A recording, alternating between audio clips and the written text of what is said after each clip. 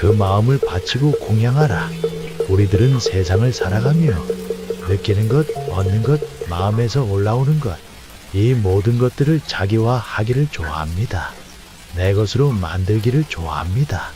정신적이든 물질적이든 무엇을 얻으면 내 것이 늘어난 것이고, 마음에서 느끼고 체득된 바가 있어도 내 것이라 생각하며, 괴로운 일이든 즐거운 일이든 내 것이란 관념을 끊임없이 스스로에게 주입하고 살아갑니다. 내 것을 놓아버리고서는 한순간 한 찰나도 살아가질 못합니다. 그러나 우리가 느끼는 대부분의 괴로움은 바로 이렇게 모든 것을 자기화하려는 데에서 나옵니다. 내 것으로 만들고자 하는 데서 괴로움이 옵니다. 물론 즐거움 또한 내 것에서 연유합니다. 내 것이 늘어나면 행복, 즐거움이라 관념 짓고, 내 것이 줄어들면 불행, 괴로움이라 관념 지으며 스스로 거기에 빠져 울고 웃고를 무한히 반복하며 살아갑니다. 이런 것을 두고 아상이라고 부릅니다. 다시 말해 아상이란 나다, 내 것이다, 내가 옳다 하고 나의 틀을 만드는 것이며, 이는 연이어 나와 상대라는 분별심을 가져옵니다. 이를테면 세상 모든 것을 내 것과 남의 것들로 나누는 분별심 말입니다. 내 것과 남의 것으로 나누어 나와 남을 분별 짓다 보니 어느 한쪽의 입장에서 보았을 때 늘어남과 줄어들매 관념이 생기게 되고, 그에 따라 많고 적음, 잘나고 못남, 행과 불행 등의 분별이 연이어 생기게 됩니다. 이렇듯 나라고 관념 짓는 아상에서 일체의 모든 분별심과 괴로움이 생겨나게 되는 것입니다. 그렇기 때문에 불교에서는 나라는 데에 그 어떤 고정된 실체를 부여하지 않으며, 그렇기에 불교를 무아법이라 부르기도 하는 것입니다. 그러나 중요한 것은 무아임을 바로 체득하기 위한 실천일 것입니다. 아상을 타파하기 위한 수행자의 치열한 정진일 것입니다. 무엇이든 바치고 공양한다는 말은 나라는 아상을 비우고 무아를 체득하는 밝은 실천의 행위입니다. 내가 한다고 하면 아상만을 키우는 결과를 초래하지만, 모든 것을 참나 부처님께 바치고 공양하며 부처님께 일임하고 나면 내가 하는 것이 아닌 부처님 일이 되어버립니다. 무엇이든 무슨 일이든 내가 하는 것이 아니고 부처님께서 하시는 일입니다. 행을 하되 마음을 철저히 바치며 실천하는 것입니다. 그것이 바로 함이 없이 하는 도리인 것입니다. 마땅히 머무는 바 없이 마음을 내는 도리인 것입니다. 행을 하지만 내가 하는 것이 아니라 모든 것을 바치면서 하는 것이기에 그렇습니다. 어리석은 중생으로서의 나를 버리고 밝게 깨친 참나 주인공의 본래 면목으로의 회귀 뒤인 것입니다. 중생으로서의 삶을 정리하고 본래 밝게 깨친 참나 부처님의 삶으로 돌아가는 것입니다. 물론 부처님이란 말 그 자체에 얽매여서는 안 됩니다. 부처님이란 참나를 말함이며, 그것은 주인공 본래 면목 한마음 불성 열애장, 뭐라고 이름 붙여도 상관없습니다. 다만 내 밖에 있는 어떤 다른 대상이며 우상이 아니라 내 안에 내 근본 뿌리로 자리 잡고 있는 참나인 것입니다. 다시 말해 겉에 드러난 어리석은 거짓 나에 의존하며 살지 말고 내면의 깊은 근본 뿌리인 참나의 모든 것을 일임하며 무슨 일이든 해야 한다는 것입니다. 내가 한다고 하면 아상만을 키우게 됩니다. 모든 것은 부처님께서 하시는 일이라고, 내 근본에서 다 알아서 할 일이라고 굳게 믿고 나는 자유롭게 세상을 살아갈 일입니다. 잡고 살자니 너무 괴롭습니다. 일체를 부처님께로 다 돌려놓고 편하게 살자는 것입니다. 그렇기에 무엇이든 내가 했다 하지 말고 부처님께 이 마음 다 바치고 이 마음 다 밝게 공양 올리고 그렇게 부처님께 모든 것을 일임하고 살면 얼마나 편하고 자유롭고 행복합니까? 괴로움이든 즐거움이든 상관없이 일체를 다 부처님 하고 돌려놓고 나면 우리의 삶은 참으로 당당하고 걸릴 것이 없습니다. 내 일로 잡지 말고 부처님 일로 놓고 가라는 것입니다. 부처님 하시는 일에 잘 되고 안 되고의 분별이 어디 있습니까? 그저 턱하고 맡겨놓고 나면 남은 것은 그저 행복하고 걸림없는 대자유의 길입니다. 무엇이든 다 공양 올리세요. 이 어두운 마음에서 일으킨 모든 분별심도 공양 올리고 욱하고 올라오는 마음도 공양 올리고 나를 내세우고자 하는 마음도 공양 올리고 잘하고자 하는 마음, 잘 안 되어 괴로운 마음 다 공양 올리고 이제 어디에도 걸리지 마시기 바랍니다. 무엇이든 다 바치고 공양 올리고 나면 그렇게 여여합니다. 마음 공양, 이것이야말로 수행자가 부처님께 올릴 수 있는 가장 큰 공양입니다. 모든 공양 중 으뜸 공양입니다. 단순하고 느리게 살기, 단순하게 산다는 것, 조금 느리게 산다는 것은 요즘 같은 삶에 있어 참으로 감로와 같은 법문으로 다가옵니다. 현대를 사는 우리들에게 참으로 필요한 것들입니다. 그야말로 요즘의 세상을 보면 너무 복잡하고 너무 빠르게 돌아가는 세상 그대로입니다. 단순하며 단아한 어죽은 소박함을 찾아보기 힘들게 되었습니다. 한 발짝 늦춰 하늘의 달과 별과 벗을 하고 이웃을 느껴보는 정겨움이며 속들을 비춰볼 만한 여유가 많이 사라지고 있습니다. 그러다 보니 사람들의 마음도 점점 각박하고 차가워집니다. 신경이 예민해지고 근심 걱정거리가 많아지며 마음에 쌓인 일이 많아 늘 분주하고 조급합니다. 너무 아는 것을 좋아하고 얻는 것을 좋아하며 이루기를 좋아하는 우리들 마음이 세상을 더욱 복잡하고 빠르게 돌아가도록 만들어 놓은 듯합니다.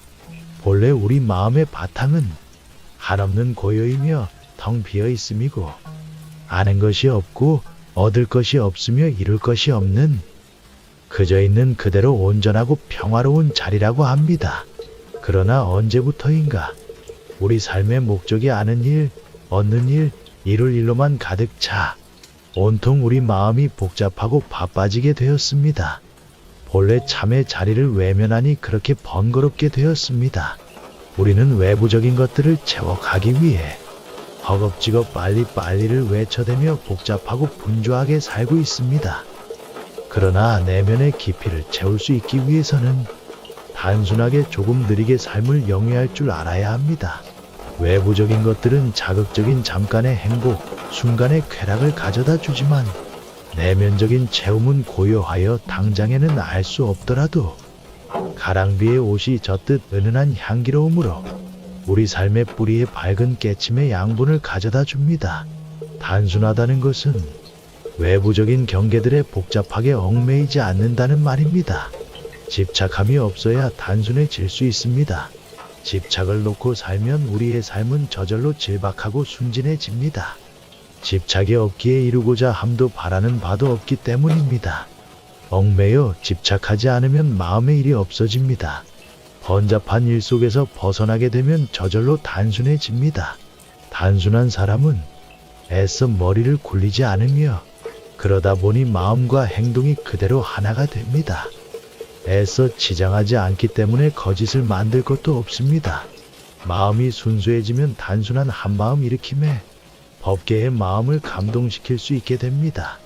저절로 법계의 주인이 될 수 있게 됩니다.